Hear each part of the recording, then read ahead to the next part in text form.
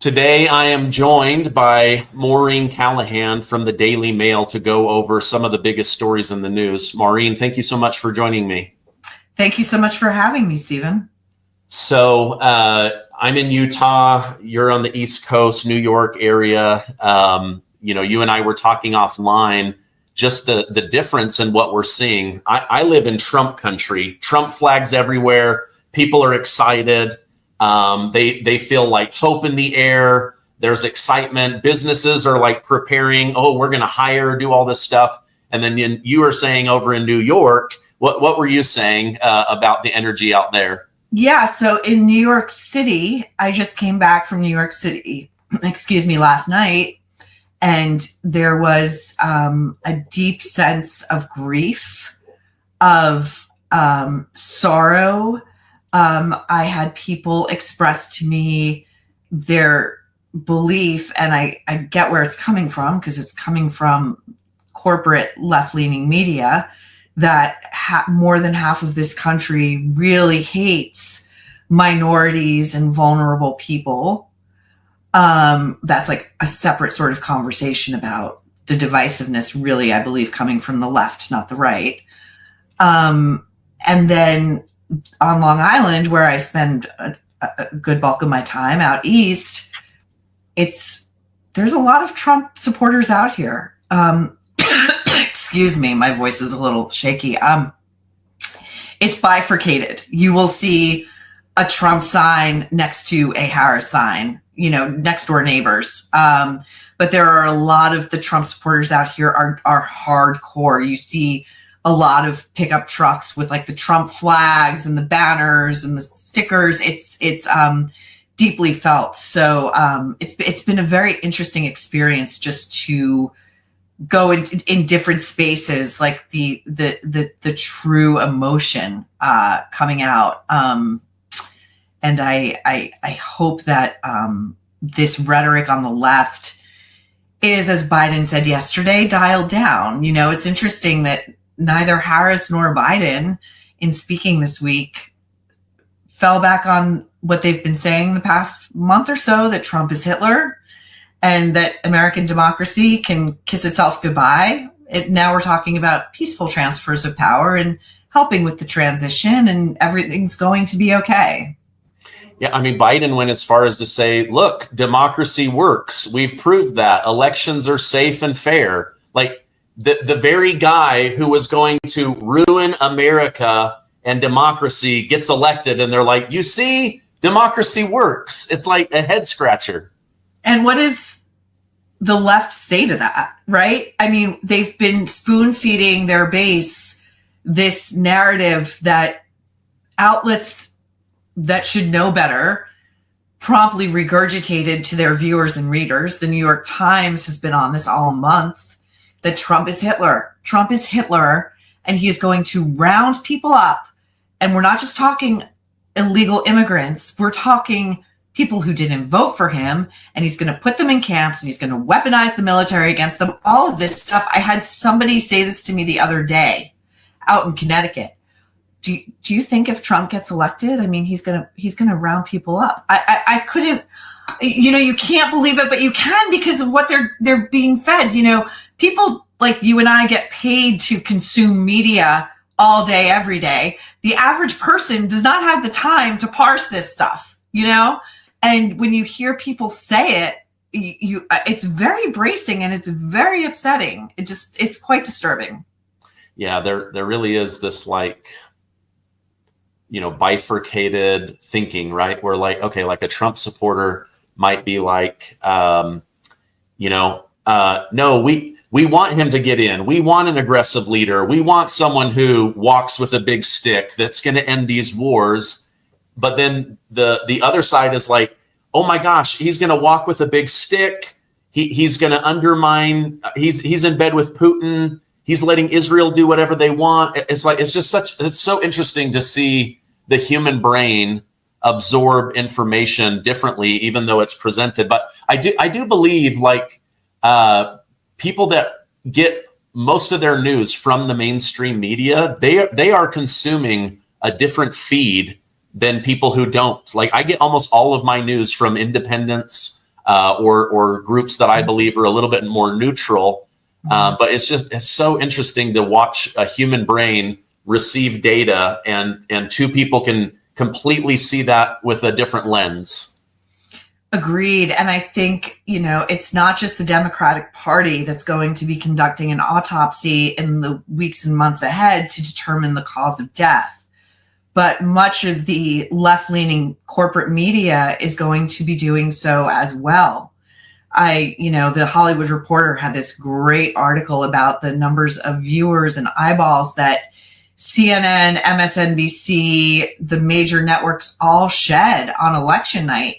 Places that were once the go-to reservoirs of information are now largely being abandoned for, as you said, these independent outlets that are having these unmediated discussions with, for example, it was brilliant of Trump to fly. He flew to Joe Rogan.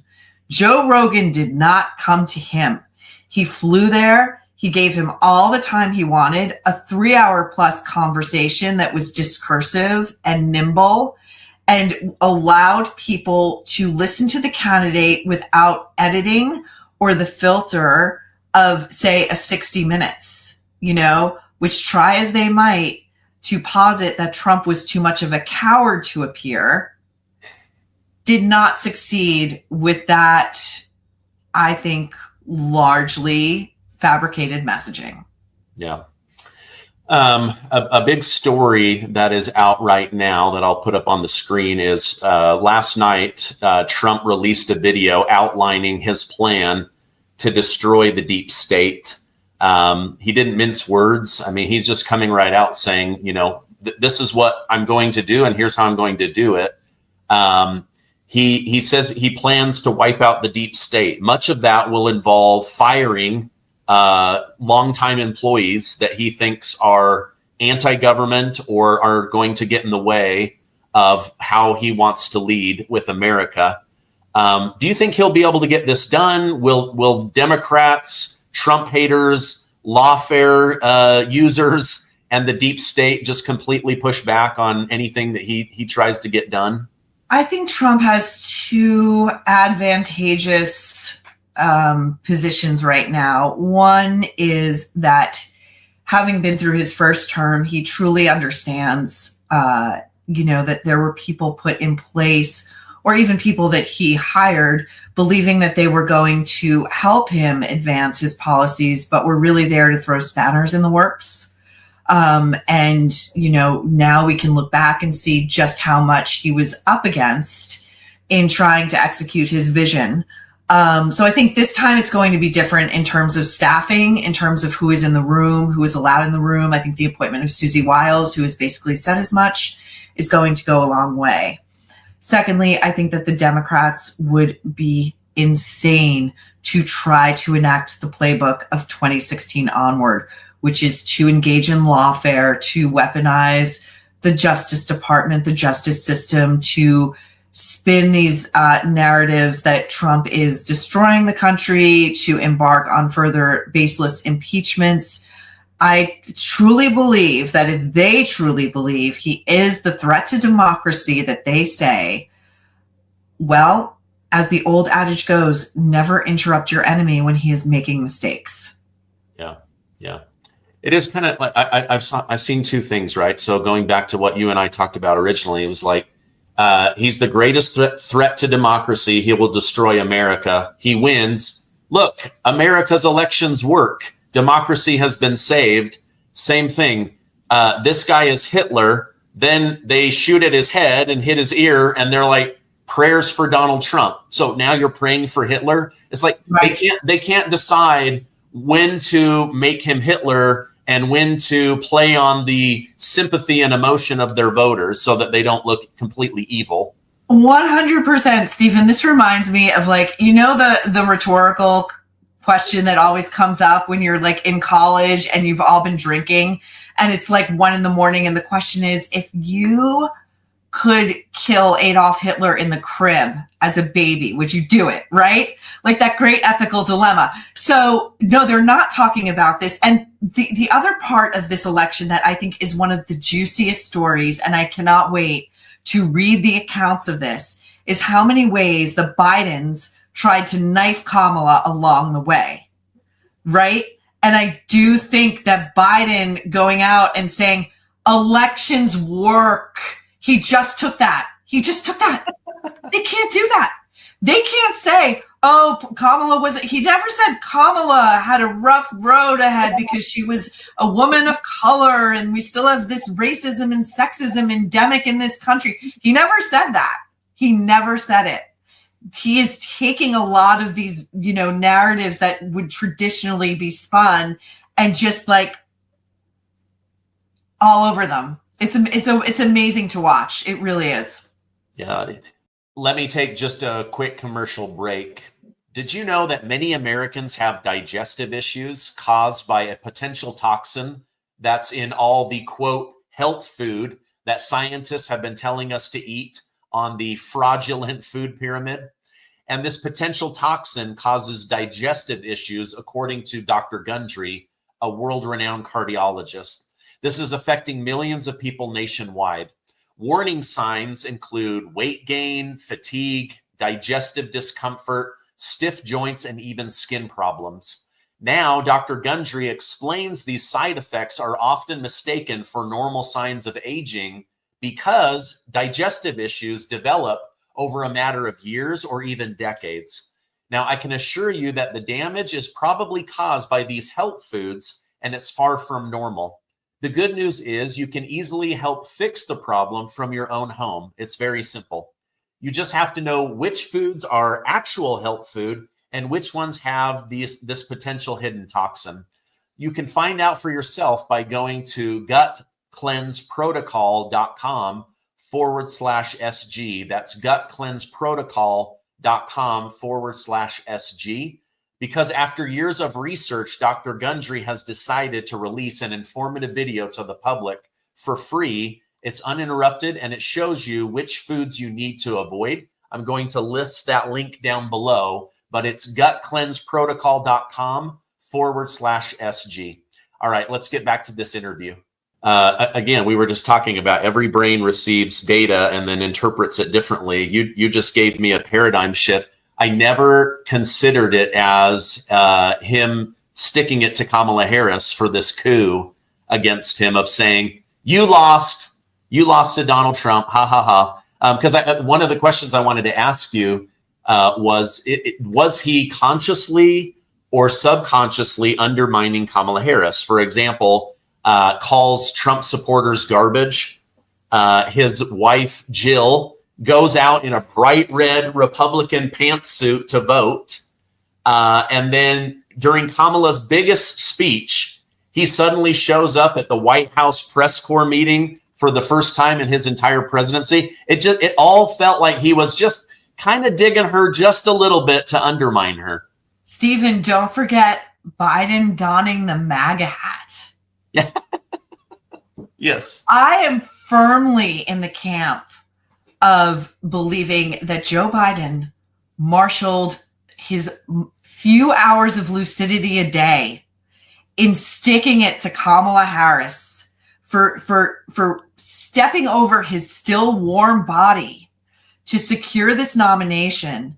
And also our reporting had it, and I don't think we were alone, that the Biden camp had been saying to the Harris camp, hey, let us know where we can go. Let us know where we can stump for you. What we can do is surrogates because we want to help, and being told, no, thank you. No, thank you. We got it. We got it. The Bidens hate Kamala. They hate her. And I think that they are rejoicing in this. And again, I mean, Biden just, he's expressed, there's no love lost there. There's zero love lost there. And she, like Hillary before her, is now political roadkill. They are dumping her carcass deep in the woods. She will be lucky to get a book deal and some board seats. And I think if she's smart, a divorce. I want to come back to Doug later in this interview.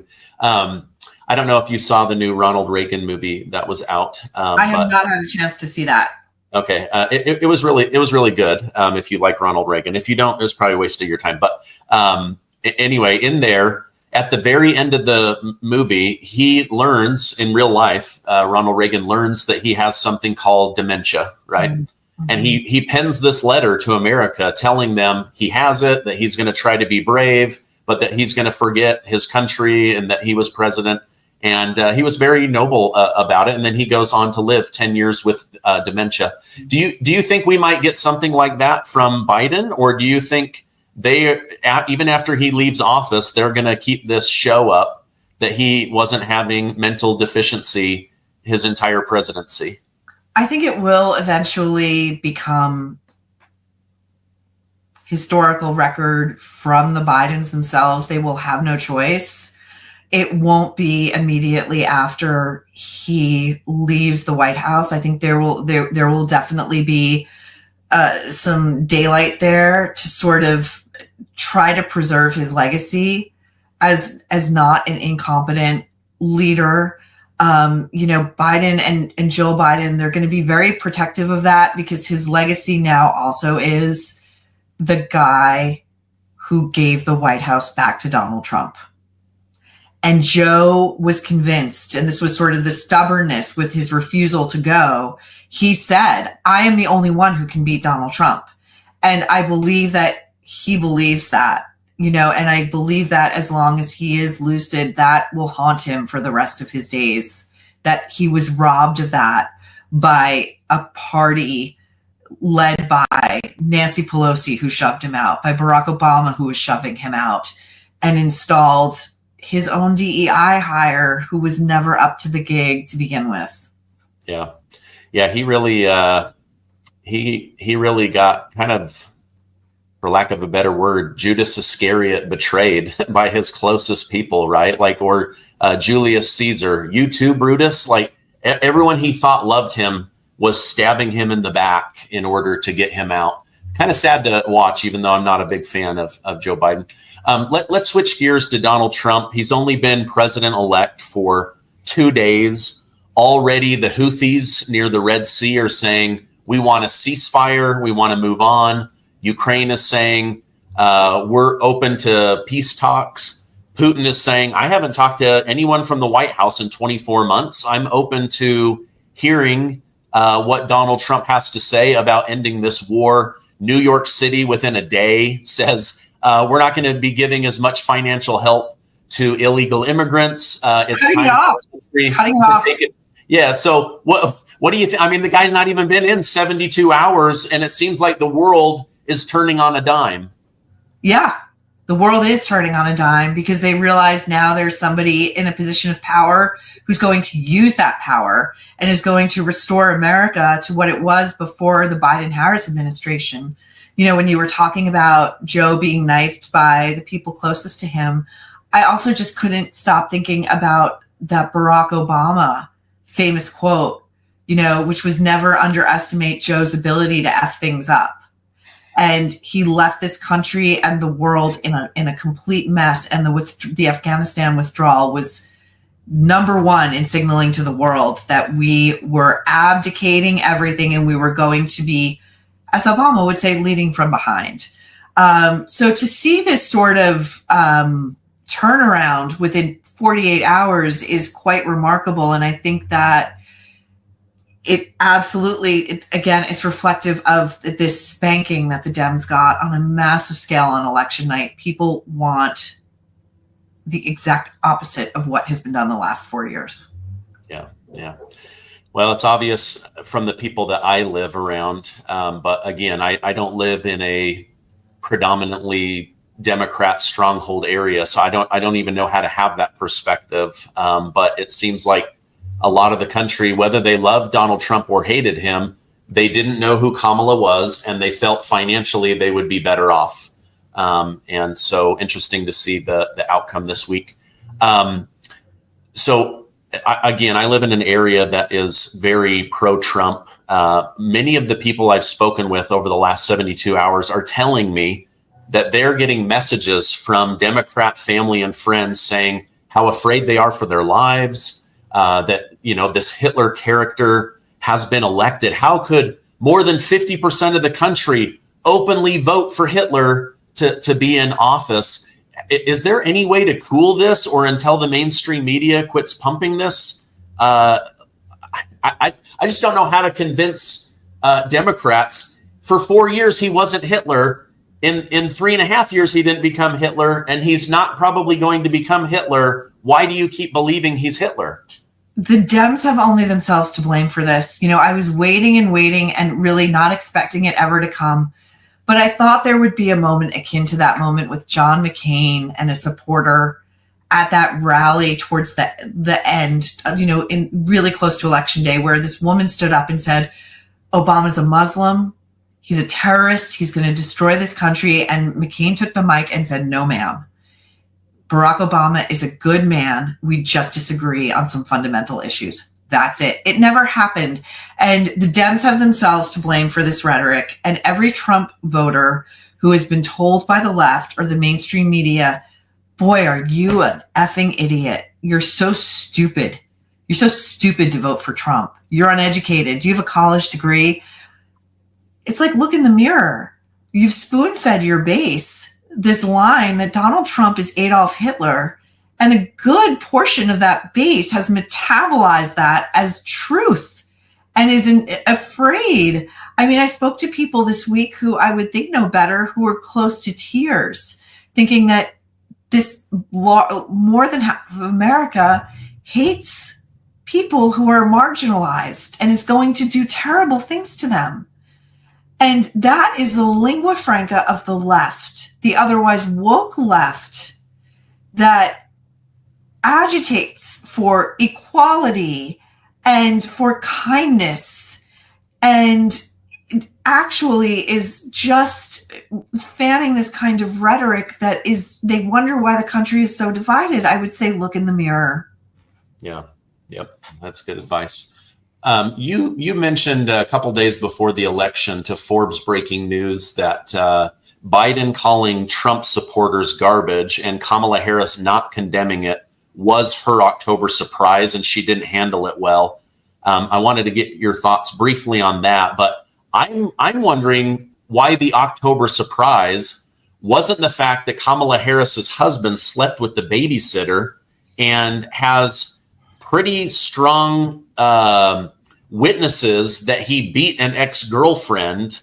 Why wasn't that the October surprise? Why wasn't the media covering that? I know that Daily Mail, you guys broke that story, I believe. We broke that story. The woman who he slapped so forcefully that she spun around in her 4-inch heels outside an A-list Amphar gala in France, celebrity studded. He did this in public. She had multiple witnesses who spoke to us, who showed us the receipts, the records, corroborated everything. She then came forward and spoke to us. She remained anonymous, but she spoke to us. Aside from us, the only other major media person who picked this up and banged the drum was Megyn Kelly. Otherwise, the American media ran cover. They kept this quiet. They never covered it.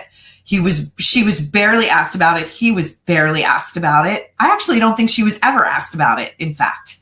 And again, the left-leaning media, constantly posits itself as the one and only outlet of truth. And they are truly a propaganda arm of the left. There was a video that went viral a few weeks ago of an MSNBC producer who was unaware he was being recorded, saying, oh yeah, this network, we're just an arm for her. We just amplify her message. So whatever her message of the day is, our job is to get that out there as loudly and repeatedly as possible. Yeah. This is journalistic malpractice at best. I mean, I think it's propagandism, really. Yeah, I'll show you something here. This is my own YouTube channel. I show this not to brag or anything, but like you can see, here's a video about Liz Cheney, 177,000 views. Here's one, everything's going to change. It's about RFK Jr. and Fauci, 214. Here's a Tucker Carlson Alex Jones 419. Here's Kamala Harris's husband slaps girlfriend. I broke the story within minutes of you guys, 13,000 views. This story got so suppressed, even within my own community. And I've tried bringing it up over and over again. I kept telling my community, hey, the Daily Mail, their lawyers are on this. They're like, they're top journalists. Like, they are corroborating this as a true story. And I couldn't get any traction. And the mainstream media, crickets, completely silent. Do you have any internal data that can tell you whether the algorithm was pushing you down on that one? I'll have to look into it. I would look into that. Yeah, because again, on multiple videos, I tried to explain what he had done. Yeah, and it was just like no, it was just not. Nobody was interested. It was so crazy to me. It's the equivalent of in the run up to the 2020 election. The New York Post was the only outlet that was reporting on the Hunter Biden laptop, which was an important story, not because of the squalor contained therein, but because of the pay to play, the bribery, the dealings with foreign actors that are hostile to interests of this nation. And the FBI and the DOJ went to Facebook. They went to every major tech outlet and said, this is Russian disinformation. Do not allow this in your feeds. And they said, okay. And that was pushed forward into the blood of the body politic, that this laptop was Russian disinformation, that the knuckle draggers who run the New York Post were too stupid to figure it out. And guess what? Lo and behold, before the election, who pleads guilty to what was on that laptop but Hunter Biden? Yeah, we all got hoodwinked, I tried covering that story. It was right during, COVID. So it was also hard to talk about certain topics because certain platforms like to demonetize or deplatform people that were talking about that. So that was a hard one to cover, but I completely agree with you.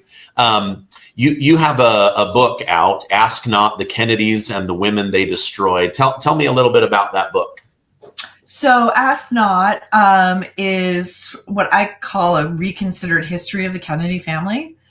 It's written like a novel, but it is all nonfiction. And it tells through the hearts and the heads of these consequential women who either married into the family, were born into the family, or who had the unfortunate circumstance of becoming involved with them one way or the other, working for them, what have you, harmed, worse. It came out this summer and it's been doing really well. And I think it's because we are in this moment where people are very hungry for the truth, uncomfortable though it may be. One of the women I write about is RFK Jr.'s second wife, Mary, who he really treated deplorably and I believe contributed to the state she was in when she took her own life. And I think it is, it's having reverberations because it's hitting something that I think many Americans have long known is true about this family that we otherwise valorize and consider American royalty. And, the sort of larger idea behind it is just allowing yourself to, I think the smartest thing you can do, no matter who you vote for, what side of the aisle you're on, which politician you may admire or support, is just always maintain a healthy level of skepticism about anybody who wants this amount of power. I think it's extremely important. Yeah. It seems like though, somebody would have to have narcissistic tendencies to strive for the most powerful office in the land, right? Like I can't imagine, like maybe Jimmy Carter, the humble farmer. I think he was narcissistic too. I agree with you 100%. You have to have an insane level of narcissism to think, who should run the world? Me. Yeah.